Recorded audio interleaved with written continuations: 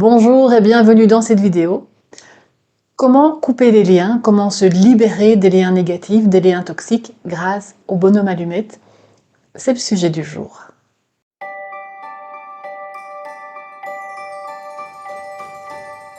Quand je parle de la technique des bonhommes allumettes à mes patients, que je leur explique que c'est pour couper les liens négatifs, souvent ils entendent simplement couper les liens. Alors parfois je leur conseille de faire les bonhommes allumettes avec leurs parents ou avec leurs enfants quand c'est un petit peu difficile, un peu conflictuel, ou dans le cadre de la psychogénéalogie, pour couper tous les liens négatifs, toutes les transmissions lourdes et problématiques qu'ils ont reçues. Et alors les gens entendent couper les liens, tout de suite ils ont peur, ils se disent mais alors je ne verrai plus les gens, mais je ne veux pas ne plus leur parler. Mais au contraire, ça n'a rien à voir. Le fait de couper les liens négatifs, et ce qui est important dans cette phrase, c'est le mot négatif, le fait de couper les liens négatifs va renforcer les liens positifs avec la personne. Donc, on va utiliser les bonhommes allumettes, évidemment pour couper les liens dans des relations toxiques, dans des relations lourdes, dans des relations avec des personnes que vous ne voulez plus voir, dans des situations dont vous voulez vous débarrasser, bien sûr. Mais on va aussi utiliser les bonhommes allumettes pour couper les liens négatifs dans des relations que vous voulez garder, justement. Le fait de couper les liens négatifs et de garder les autres, ça va assainir la relation. Si vous coupez les liens négatifs avec quelqu'un que vous aimez, avec votre enfant, avec un de vos parents, avec votre conjoint par exemple, ça va couper tout ce qui crée problème, tout ce qui vient de la généalogie, des vies antérieures, de votre passé, de vos blessures, de ses blessures. Ça va venir couper tout ça, mais ça va garder le bon côté, ça va renforcer la relation en fait. Et donc ces bonhommes allumettes, on peut les utiliser pour vraiment beaucoup de choses, pour à peu près tout.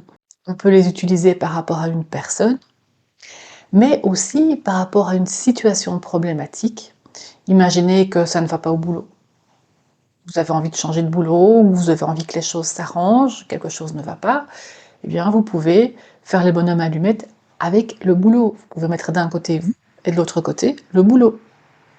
Je pense aux gens on est en décembre, qui n'aiment pas les fêtes, qui vivent mal les fêtes de fin d'année, eh bien vous pouvez mettre d'un côté vous et de l'autre côté les fêtes de fin d'année, ou Noël, les fêtes de Noël, ou la fin d'année, ou l'hiver.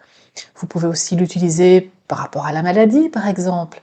Vous pouvez mettre moi d'un côté, la maladie de l'autre côté. Vous pouvez vraiment l'utiliser pour toutes les situations, il faut juste y penser. C'est une technique très simple, qui demande quand même juste une feuille de papier et un bic. Ça prend quelques minutes, ça prend vraiment 30 secondes de faire cette technique.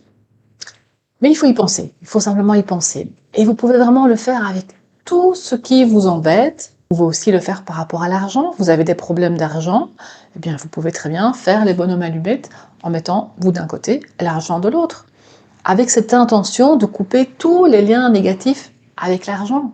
Faire les bonhommes allumettes, c'est un acte symbolique. Ce qui va être important dans cet acte symbolique, comme dans tous les actes symboliques, ce n'est pas tellement la façon dont vous le faites, ce n'est pas de respecter la procédure à la lettre, ce n'est pas de faire parfaitement vos petits bonhommes, d'y mettre bien les couleurs pour chaque lien, chaque chakra. Ce n'est pas le fait de prendre une belle feuille de papier, d'en prendre une grande ou une petite, ça n'a pas beaucoup d'importance. Ce qui va être important, c'est vraiment l'intention que vous y mettez. Vraiment l'intention de couper tous les liens négatifs, tout ce qui vous relie à cette situation négative, tout ce qui vous relie négativement à une personne, tout ce qui vous relie négativement à un objet. Et imaginez que vous voulez déménager et vous n'y arrivez pas, vous ne trouvez pas la maison qui vous convient, que ce soit pour louer ou pour acheter, eh bien vous pouvez faire les bonhommes allumettes par rapport à la maison dans laquelle vous vivez, pour couper tout ce qui vous retient encore alors que vous avez envie de partir de cette maison. Vous pouvez aussi faire les bonhommes allumettes sur la situation, trouver une autre maison, ou déménager, ou quitter la maison. La façon dont vous allez le formuler n'a pas beaucoup d'importance. Bien sûr, si vous mettez une phrase, formulez-la de façon positive, c'est-à-dire qu'il faut éviter les ne pas, la formuler en positif. Éviter d'écrire je ne veux pas rester dans cette maison, écrire je veux quitter cette maison, par exemple. Donc l'idée, c'est de faire un premier bonhomme allumette. Donc un bonhomme allumette, c'est les bonhommes comme le font les enfants de 5 ans, une tête, un corps, deux jambes et des bras. Vous pouvez ajouter un sourire et des yeux si vous avez envie, ce que vous avez envie d'ailleurs. Et ce premier bonhomme, c'est vous. Donc en dessous, vous allez écrire moi. Ou vous pouvez écrire votre nom, votre prénom, les deux, ou simplement vos initiales. Je vais mettre les miens. Voilà. Et de l'autre côté, si j'ai mis moi à gauche et l'autre à droite, mais ça n'a pas d'importance, imaginons que ça ne se passe pas très bien au travail, vous avez des problèmes avec Jules, chaque fois que vous le voyez, ça vous énerve, ça fonctionne pas très bien. Donc, vous allez mettre de l'autre côté, eh bien, votre collègue Jules. Vous faites de nouveau un bonhomme allumette. Alors, vous voyez, les plus petits, les au-dessus, ça n'a pas beaucoup d'importance, en fait. Vous lui faites une bouche et des yeux, et en dessous, vous écrivez Jules. Et puis, de chaque côté, vous allez faire une grande bulle de lumière autour de vous,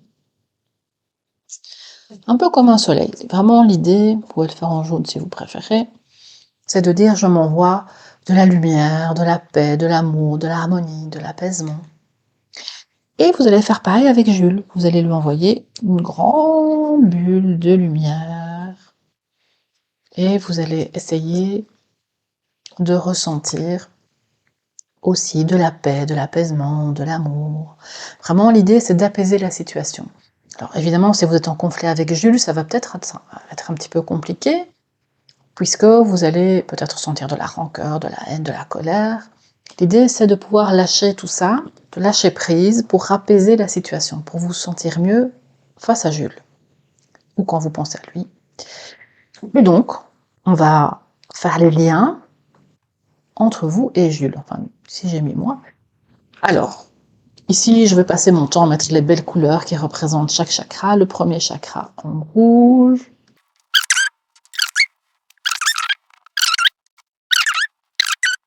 Alors, ça, c'est vraiment si vous êtes tatillon, vous avez envie de faire ça dans les formes.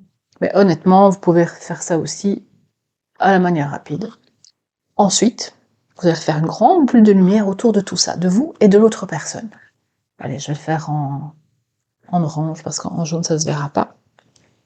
Vous faites une grande bulle autour de ça. Et de nouveau, vous faites des petits rayons, comme un soleil. Avec cette idée d'envoyer de la lumière, de la paix, de l'apaisement, en fait, du lâcher-prise. C'est vraiment ça l'idée, c'est vraiment de lâcher prise. Et donc, essayez vraiment de vous sentir bien en faisant ça, d'envoyer cette intention de lâcher tout ce qui est négatif, de lâcher vos colères, de lâcher vos rancœurs, parce que ce qui crée des liens très forts, c'est justement ces colères, ces rancœurs, ces blessures, et l'idée c'est de lâcher tout ça, de vous en libérer. Une fois que vous avez fait ça, eh bien, ici je vais prendre la latte, hop, avec l'intention de couper tous les liens négatifs, je dis bien négatifs entre vous et l'autre personne, vous déchirez. Ensuite, faites comme vous voulez, hein, vous les mettez à la poubelle, vous les brûlez, ça n'a aucune importance. Une fois que vous avez déchiré, c'est bon, c'est fait. Alors évidemment, il n'y a pas besoin d'être aussi méticuleux. Vous pouvez très bien prendre une feuille de brouillon qui traîne là. Hop, vous pouvez prendre, allez, je vais la plier en deux. Imaginez que vous avez un vieux papier qui traîne. Bien, vous pouvez le faire comme ça aussi, très vite, en quelques secondes. Vous faites, hop, un premier bonhomme, un deuxième bonhomme. Vous mettez moi. Vous pouvez même mettre l'autre si vous préférez. Hein. Imaginez que vous ne connaissez pas le nom de la personne. Vous vous entourez, vous faites vos petits rayons. Hop, les septiens. Non, je parle en même temps, je ne sais plus. Vous faites une grande bulle. Et vous voyez, ça va très vite. Et de nouveau, souvent, moi je les déchire sur un coin de table ici. Je ne saurais pas dont je parle. Et voilà. Et c'est bon, c'est terminé. Ça va vraiment très vite. Alors, si vraiment vous n'avez pas de papier sous la main ou pas l'occasion d'écrire ou dans votre voiture, dans un embouteillage, bien vous pouvez aussi le faire visuellement, simplement penser à cette image et imaginez ce lien qui se casse, ça va très bien fonctionner aussi. Le papier, c'est vraiment un support, c'est vraiment une façon de dire à votre inconscient: «Allez, c'est bon, on lâche prise, on arrête les conflits, maintenant je veux être en paix avec cette personne ou avec cette situation».